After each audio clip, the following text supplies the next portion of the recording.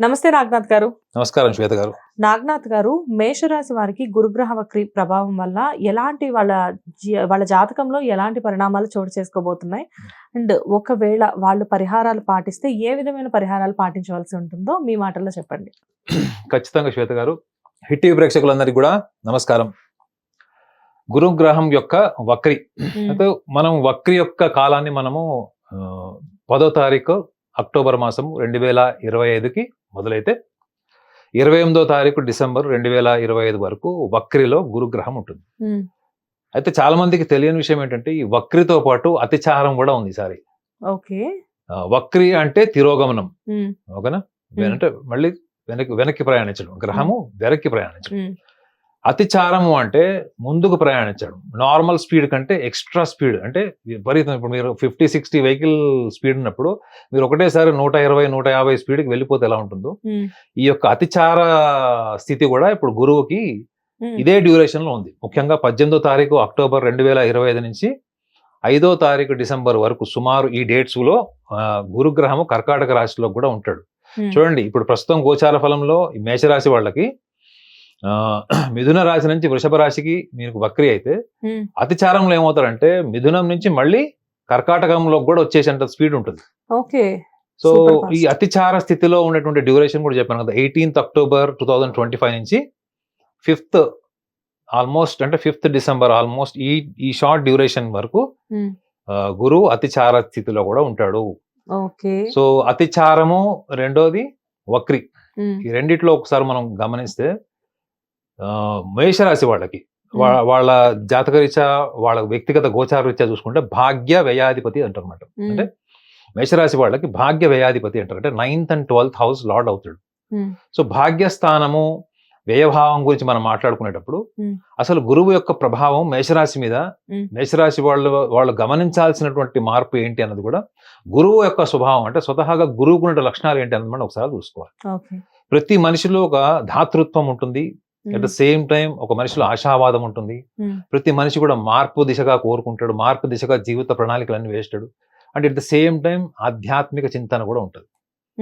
So ఈ 4 ప్రధానమైనటువంటి లక్షణాలతో పాటు గురుగ్రహం ఎప్పుడు కూడా చూడండి, ఇప్పుడు మీరు కూడా ఒక 4 సలహాలు ఇస్తుంటారు మీ ఇంటికి, మీకు కూడా మిమ్మల్ని కూడా రోల్ మోడల్ గా తీసుకునే వాళ్ళు ఉంటారు, మిమ్మల్ని కూడా ఒక టీచర్ లాగానో గైడ్ లాగా తీసుకునే వాళ్ళు, మెంటర్ లాగా తీసుకునే వాళ్ళు ఉంటారు.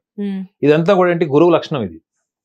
Jupiter always wants to be A teacher, ఎందుకంటే గురువు యొక్క స్వభావం ఇది, దేవతా గురువు, ఆయనని ప్రీస్ట్ కూడా అంటారు. సో మరి మేషరాశి వాళ్ళకి భాగ్య వ్యయాధిపతుల్లో, వ్యయస్థానాల్లో ఉన్నప్పుడు ఎటువంటి ఫలితాలు అనుకూలంగా ఉంటాయి, ఎటువంటి ఫలితాలు వాళ్ళకి ప్రతికూలంగా ఉంటాయి అంటే, వీళ్ళు ప్రధానంగా గమనించాల్సింది ఏంటంటే ఈ యొక్క తిరోగమనంలో వక్రిలో ఉన్నటువంటి గురుగ్రహం యొక్క డ్యూరేషన్ చెప్పాను, అట్ ద సేమ్ టైం అతిచారం. సో చాలా మంది ఏమనుకుంటున్నారంటే అతిచార స్థితిలో ఉన్నటువంటి గురువు వీళ్ళకి విపరీతమైన ధనాన్ని ఇస్తాడు, చాలా మంచి ప్రోగ్రెసివ్ టైం ఇది, వాళ్ళ జీవితంలో అద్భుతాలు సాధిస్తారు, వాళ్ళకి ఎప్పుడూ లేనంత ధనము వీళ్ళకి ఇంటి ముందు వచ్చి కుప్పలు కుప్పలుగా పడిపోతుందని అనుకుంటున్నారు. ఎందుకు అంటే గురువు చాలా స్పీడ్ గా ట్రావెల్ చేస్తాడు మిథున రాశి నుంచి కర్కాటక రాశిలో ఉంటే షార్ట్ డ్యూరేషన్. సో గురువు అదృష్టానికి అధిపతి, మనం రకరకాలుగా చెప్పుకున్నాం గురువు యొక్క ప్రాధాన్యత ఏంటన్నది.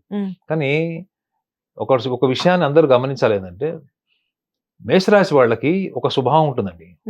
వాళ్ళకి ఉన్నంత ధాతృత్వం నాకు తెలిసి 12 రాశులలో మిగతా ఏ రాశి కూడా అంత ధాతృత్వం అంటే ఏంటి తెలుసా madam?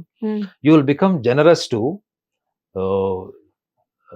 What you call contribute the most important thing in their life.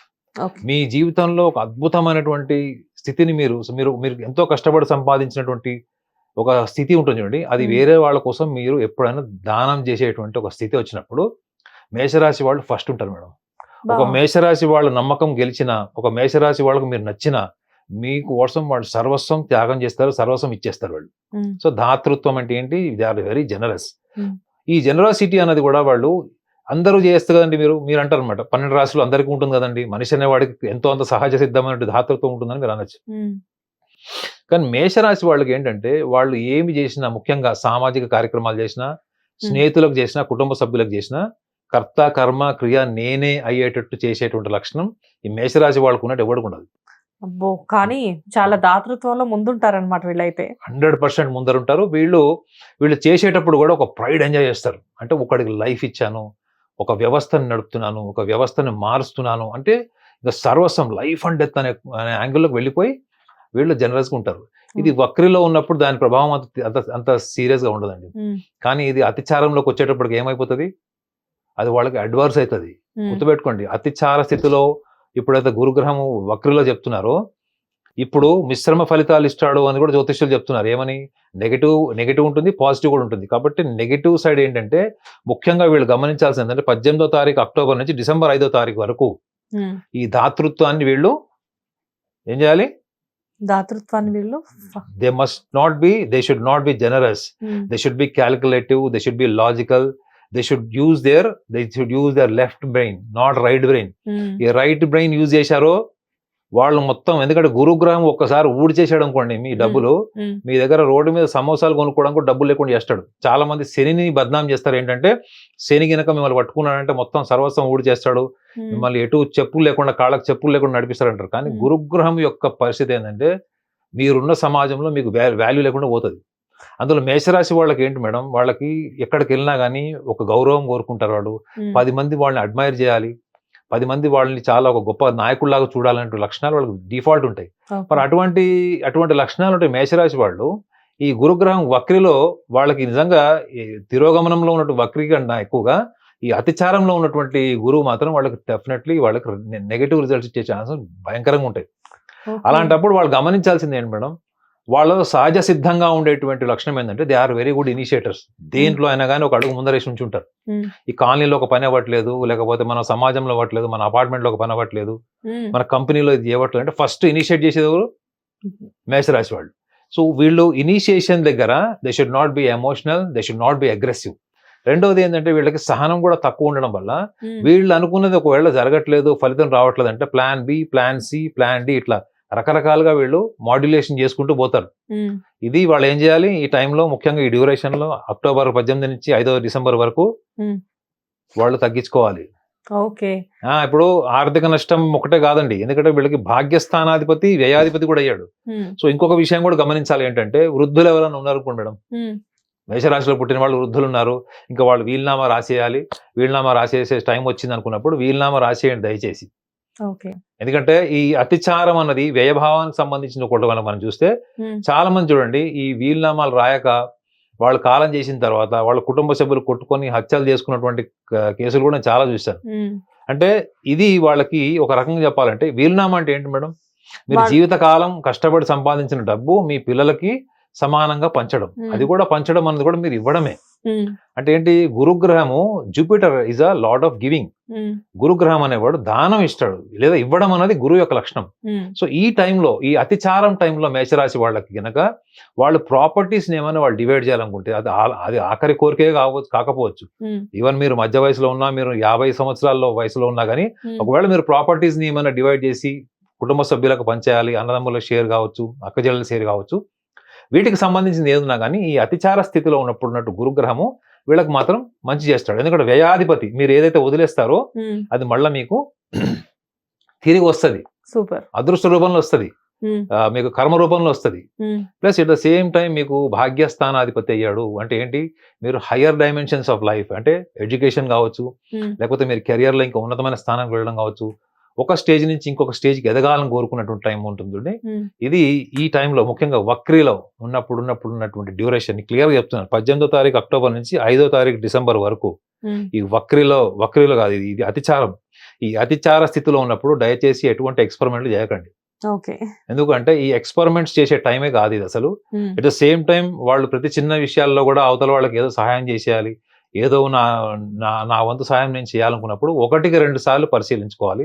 ఒక సామాన్యుడికి చెప్పాలంటే చెప్తున్నాను మేడం, మీ దగ్గరికి ఎవరో వచ్చి వాళ్ళు ఒక సహాయం కోరారు, మీరు ఏం చేస్తారు, రెస్పాండ్ అవుతారు. మీరు మేషరాశిలో పుట్టారు కాబట్టి క్విక్ గా నమ్మేస్తారు, వాళ్ళు ఏం చెప్పినా నమ్మేసుకుని అయ్యో పాపం అని ఒక అడుగు ముందుకేస్తారు. ఒక సామాన్యుడు ఏం చేయాలంటే, ఒకళ్ళు వచ్చి మిమ్మల్ని అడిగారు, మీ స్నేహితులు కావచ్చు, బంధువులు కావచ్చు, కుటుంబ సభ్యులు కావచ్చు, ఒకసారి మిమ్మల్ని వచ్చి అడిగినప్పుడు రెండోసారి వాళ్ళు వచ్చే వరకు వెయిట్ చేయండి. Let the person who's seeking for your help, just wait for the second visit. Let him come twice and ask him or else request you. రెండోసారి బతిమలాడి జరిగినప్పుడు అప్పుడు మీరు దాని గురించి ఆలోచించండి. అవతల వాడు వచ్చాడు, ఒక స్టోరీ చెప్పాడు, ఏం చేసినప్పుడు ఎందుకంటే ఈ విషయం ఎందుకు చెప్తున్నానంటే, మీరు ఇప్పుడు ఏదైతే అతిచారంలో ఏదైతే డబ్బులు ఇచ్చడం ఇవన్నీ చేస్తారో అవి తిరిగి రావు. మీకు వసూలు చేసుకోవడం కూడా రాదు. మేషరాశి వాళ్ళకి వసూలు చేసుకోవడం కూడా రాదు. కాబట్టి ఈ అతిచార స్థితిలో ఉన్నప్పుడు కొన్ని శుభకార్యాలు ఏంటంటే వీళ్ళకి క్షేత్రాలకు కానీ ధర్మ దర్శనాలు, లేకపోతే ఇటువంటి ఏమైనా ధార్మిక పరమైన విషయాలు, వీటికి సంబంధించిన విషయాల్లో మాత్రం ఈ అతిచార స్థితిలో ఏదైతే ఉన్నాయో ఇవి ఉపయోగపడతాయి వీళ్ళకి. సార్ ఇప్పుడు ఒక క్యూరియాసిటీ కొద్ది అడుగుతున్నాను. జనరల్ గా ఏంటంటే చాలా మంది ఆస్ట్రాలజర్స్ మాకు ఏదైనా ఒక రాశి గురించి చెప్పినప్పుడు దానికి సంబంధించి కొన్ని పరిహారాలు చెప్తూ ఉంటారు. బట్ నాగనాథ్ గారి విషయంలో ఏం జరుగుతుందంటే పరిహారాల దగ్గరికి వచ్చేసరికి కొంచెం మీరెందుకో నాకు పరిహారాలకి విరుద్ధమేమో, లేకపోతే పరిహారాలు చెప్పడం మీకు పెద్దగా ఇంట్రెస్ట్ ఉండదేమో అని చెప్పేసి అనిపిస్తూ ఉంటుంది. అయితే ఇక్కడ అసలు ఈ టైంలో మేషరాశి వారు నిజంగా పరిహారాలు పాటించాలి అంటే కనుక ఏ విధమైన పరిహారాలు పాటిస్తే మంచిది చెప్పండి. అంతకంటే ముందు నేను అడిగిన క్వశ్చన్కి ఆన్సర్ చేసి చెప్పండి. నేను పరిహారాలకు విరుద్ధం కాదండి శ్వేత గారు. పరిహారము అంటే ఏంటి తెలుసా? పరిహారం అంటే మీరు ఈ సంస్థలో పనిచేస్తున్నారు. ఈ సంస్థలో పనిచేయడం వల్ల మీ వల్ల కొంత ఈ ఛానల్ కి బెనిఫిట్ అయింది. మేనేజ్మెంట్ మీకు ఇచ్చేటువంటి బోనస్ కావచ్చు, మీకు చేసేటువంటి ఆర్థిక రూపంలో చేసేటువంటి ఒక సహాయం కావచ్చు, లేకపోతే మీకు అది గిఫ్ట్ రూపంలో కావచ్చు, అది మేనేజ్మెంట్ మీకు ఇస్తున్నటువంటి పరిహారం. బికాస్ ఆఫ్ యువర్ డీడ్స్, మీరు చేసినటువంటి కర్మలన్నీ, మీరు చేసినటువంటి పర్ఫార్మెన్స్ వల్ల కంపెనీకి ప్రయోజనం జరిగింది కాబట్టి వాళ్ళు ఇస్తారు మీకు, అది పరిహారం. రెండోది పరిహారం అంటే ఏంటి? ఆధ్యాత్మిక పరమైన పరిహారం ఏంటంటే మీరు జీవితంలో ఏమైనా తుచ్చమైన పనులు చేశారా, తలెత్తుకోలేంది, ఎవరికి చెప్పుకోలేంది, మీరు పాపంగా భావిస్తున్నది ఏమైనా చేశారా? మీరు చేసినప్పుడు ఏం చేయాలి? దానికి ప్రక్షాళన, అయ్యో పాప ప్రక్షాళన అంటారు చూడండి. ఈ పరిహారము, పాప పరిహారం అనేది మన భారతీయుల యొక్క పదం కాదండి. నాకు తెలిసి ఇది వెస్టర్న్ కంట్రీస్ నుంచి వచ్చింది. ఎందుకంటే అక్కడ వాళ్ళందరూ పాపుల్లాగానే బతుకుతారు కదా. వాళ్ళు పాపుల్లాగా పుట్టారు, పాపుల్లాగా పెరిగారు. కాబట్టి వాళ్ళకి ఒక పరిశుద్ధాత్ముడు వచ్చి వాళ్ళని పరిహార రూపంలో తీసుకొని వాళ్ళని పరిశుద్ధులు చేస్తాడన్నది వాళ్ళ వాచ వాళ్ళు. కానీ మన దగ్గర ఏంటి, ఒక పరిహారము అంటే ఏంటి తెలుసా మేడం? నువ్వు ఏదో ఒక ఇన్ఫీరియారిటీ కాంప్లెక్స్ తోని, లేదా నువ్వు జీవితంలో ఏదో సాధించుకోలేవు, నీ శక్తి సామర్థ్యాలు లిమిటెడ్, పరిమితమైనటువంటి శక్తి సామర్థ్యాలతో నువ్వు బతుకుతూ ఆ పరిమితమైనటువంటి జీవితాన్ని గడపడం కోసం నువ్వు అపరిమితమైనటువంటి శక్తి సాధనతో సాధించుకోవాల్సినటువంటి విషయాలన్నింటి కూడా నేను కేవలం ఒక పరిహార రూపంలో సంపాదించేసుకోవచ్చు అన్నది మాత్రం నిజంగా ఏ సాంప్రదాయం కూడా చెప్పదు మేడం. ఇప్పుడు మనకి ఏమంటాం, మనము పుష్పం, తోయం, ఫలం ఇవన్నీ చెప్పుకుంటాం. మనం గుళ్ళకి వెళ్తాం, హోమాలు చేస్తాం, జపాలు చేస్తాం, అభిషేకాలు చేస్తాం. ఇవన్నీ దేనికోసం చేస్తున్నాం మేడం? పరిహారాల. నువ్వు పరిహారం చేస్తున్నావు అంటేనే నీ లోపల ఒక భ్రాంతి, భయము, ఒక ఆత్మన్యూన్యతా భావంతోనే నువ్వు దేవుడి దగ్గరకు వెళ్ళడం కన్నా నువ్వు ఒక స్థితిలో కూర్చొని, నువ్వు ఇంట్లోనే కూర్చొని, నువ్వు నీ మనసులో ఉన్నటువంటి ధార్మిక బలం. ఒక భారతదేశంలోనే గొప్ప విషయం ఏంటంటే మీది ఒక అమృతమైన జన్మ అని చెప్పినటువంటి దేశం మన భారతదేశం. కానీ మీరు పరిహారం అనేటప్పటికి ఏమవుతారు? You have to get down. మీరు కిందే పడిపోయో లేకపోతే ఇన్ఫీరియారిటీ కాంప్లెక్స్ తో ఉంటే తప్ప మీరు పరిహారానికి వెళ్ళరు. సో ఇక్కడ మీరు అన్నటువంటి పరిహారాలు నేను సమర్థిస్తాను లేదా విమర్శించానని కూడా చెప్పాను కదా మీకు.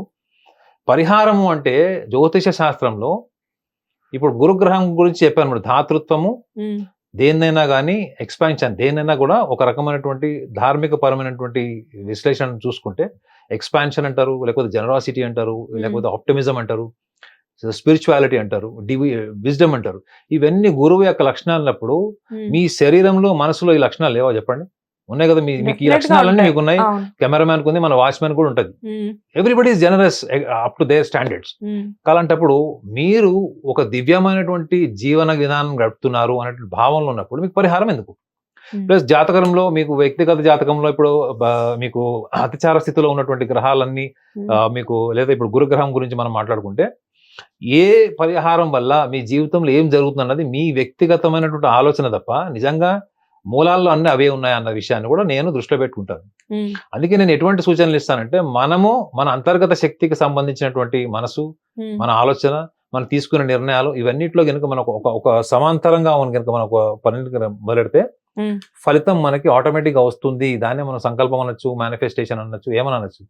కాబట్టి నా యొక్క సూచన ఏంటంటే, మేషరాశి వాళ్ళకి మీరు పరిహారాలు పాటించాలనుకుంటే, మీ అన్నదమ్ములు పాటించారు, మీ స్నేహితులు పాటించారు, పక్కనవాడు పాటించాడు, వాళ్ళకి ఫలితం వచ్చింది అనుకుంటే మీరు తప్పకుండా పరిహారాలు పాటించండి. కానీ Okay. నా సూచన ఏంటంటే పరిహారము అన్నదే అసలు ధార్మిక జీవితంలో పాప ప్రక్షాళన, పాపం చేశారు అనేటువంటి భ్రాంతిలో మీరు ఉన్నారు అని నేను అనుకోవట్లేదు. ఒకవేళ నేను పాపం చేశాను, నేను అధముణ్ణి, అధమ స్థాయిలో ఉన్నా కూడా నా వీడియోలోనే చూడండి, మీలో ఉన్నటువంటి గొప్ప లక్షణాలని చెప్పాను. ఇవాళ కూడా మేషరాశి వాళ్ళకు ఉన్నట్టు గొప్ప గొప్ప లక్షణాలని చెప్పాను. వాటిని వాళ్ళు ఎలా ప్రివెంట్ చేసుకోవాలో చెప్పాను. మీరు పరిహారం పాటించే బదులు ఈ చిన్న చిన్న సూచనలు నేను ఇచ్చా చూడండి, దాని మీద విని ఆలోచించి మీరు పాటిస్తే మీరు జీవితాంతం ఏ పరిహారం లేకుండా ఒక శాశ్వతమైనటువంటి పరిష్కార దిశగా మీరు ఉండొచ్చు. ఇది నా యొక్క లోతైన విశ్లేషణ, ఇది అనుభవం నుంచి చెప్తున్నా మేడం, పుస్తకాలు అది కాదు. వాస్ట్ ఎక్స్పీరియన్స్ నుంచి. పరిహారం అంటే ఏంటి అంటే మనం ఏం పరిహారాలు పాటించినా కానీ దాని నెక్స్ట్ లెవెల్ ఏంటి మేడం, ధర్మం అంటే విచక్షణ జ్ఞానం పెరగడమే ధర్మం. You know what is right, what is wrong, that is what is ధర్మ. ఈ ధర్మము స్థాయి నుంచి ధార్మిక స్థాయికి ఎప్పుడు వెళ్తారు? మీరు ఈ పరిహారాల చుట్టూ తిరుగుకుంటూ పరిహారాలతోనే ఉండి చూడండి. ఏమీ లేనివాడు పరిహారాలు పాటిస్తాడు, అన్ని ఉన్నవాడు పరిహారాలు పాటిస్తాడు కాదా చెప్పండి. మధ్యస్థంగా ఉన్నవాడు కూడా పరిహారాలు పాటిస్తాడు, అవునా, చేస్తాడు. సో ఈ ఏమీ లేనివాడు పాటించి అన్ని ఉన్నవాడు పాటిస్తే మీకు పరిహారం అన్నప్పుడు మీకు మీరు చెప్పుకునే సమాధానానికి మీరు ఏదైతే పరమాత్ముడు, ఆ సూపర్ కాన్షియస్ అని మీరు అనుకుంటున్నారండి, వాళ్ళు ఏమాత్రం ఆ నిద్రావస్థలో నుంచి బయటకు వచ్చి నీ పరిహారాన్ని స్వీకరించి నీకు పరిష్కారం చెప్తారని అనుకోను. దీనివల్ల లాభపడేది ఎవరు చెప్పండి? పరిహారం సూచించిన వాడు, పరిహారం చేసేవాడు, పరిహారం చేయించుకునేవాడు. మేడం నేను నీకు పరిహారం చెప్పాను మేడం, మీరు పలానా పరిహారం చేస్తున్నారు, అర్థమైంది. చేసేవాడు బాగుపడతాడు, చెప్పేవాడు బాగుపడతాడు తప్ప చేయించుకునేవాడు బాగుపడుతున్నారా అన్నది నా యొక్క సూటి ప్రశ్న. Super sir. అంటే ఇక్కడ చాలా మందికి ఒక కనువింపు కలుగుతుంది అనుకోవచ్చు. జనరల్ గా ఏంటంటే ఏ ఆస్ట్రాలజర్ అయినా మాకు ఎప్పుడైనా కానీ చెప్పేది ఏంటంటే అక్కడికి వెళ్ళి ఆ పూజ చేయించుకోండి, ఇక్కడికి వెళ్ళి ఈ పూజ చేయించుకోండి అని చెప్పేసి. కానీ ఏంటంటే నాగనాథ్ గారు ఆస్ట్రో సైకాలజిస్ట్ కాబట్టి ఆయన వేలో ఇలాంటివన్నీ, ఇలాంటి అనుమానాలన్నీ పెళ్ళను బద్దలు కొట్టే విధంగా చాలా క్లియర్ గా చెప్పారు. Anyways, thank you so much. Hit TV app, ఇందులో short news, live news, entertainment shows, movies, digital magazines తో పాటు మీ జిల్లా వార్తలను కూడా ఫ్రీగా చూడొచ్చు.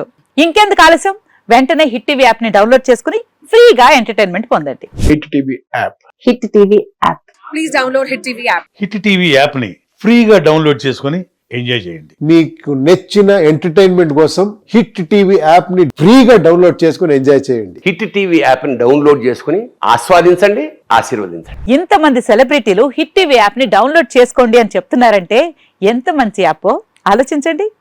అమెరికా అమెరికా అమెరికా అమెరికాలో చదవాలనుకునే వాళ్ళకి విశ్వసనీయమైన పేరు మన శౌర్య కన్సల్టెన్సీ. UK లో 1 year masters, UK లో 1 year masters, 2 years work permit up to 5 years visa. Contact Saurya Consultancy. Contact 89851 89851.